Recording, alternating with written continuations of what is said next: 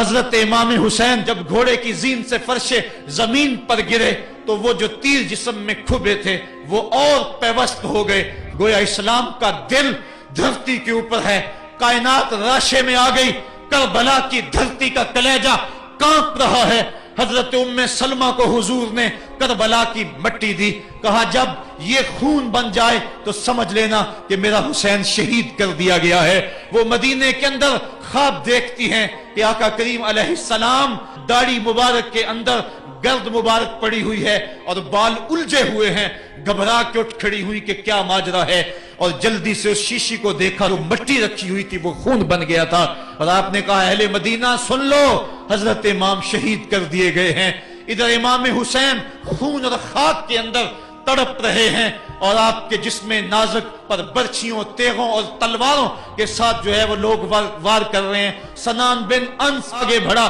لیکن سر کاٹنے کی ہمت نہ پڑی، اولی بن یزید آگے بڑھا وہ بھی پیچھے ہو گیا، پھر شمر آیا اور شمر آپ کے جسم نازک کے اوپر بیٹھ گیا۔ امام جلدی اپنی پیشانی سجدے میں رکھی اور اللہ کی بارگاہ میں امام کے آخری لفظ تھے، مالک جو تقدیر تھی میں اس پہ راضی ہو گیا، مالک تو نے دیکھا میں نے صبر بھی کیا، مجھے مالک اعتراض بھی کوئی نہیں، جو تیرا حکم تھا میں نے اس کو تسلیم بھی کر لیا، مالک تو بڑا ہے۔ حسین سب کچھ لٹا کے مالک تیری بارگاہ میں حاضر ہو رہا ہے اور اتنا کچھ کرنے کے باوجود بھی تیرے پہ راضی ہے، میرے مالک تو بھی بتا تو بھی حسین پہ راضی ہوا ہے یا کہ نہیں ہوا ہے۔ آواز آئی اس پیاسے پر علی شیر خدا کو ناز ہے، اس نواسے پر محمد مصطفیٰ کو ناز ہے، اوروں نے بھی سجدے کیے پر اس کا عجب انداز ہے، اس نے وہ سجدہ کیا جس پر خدا کو ناز ہے۔ اے حسین ابن علی تم پر سلام۔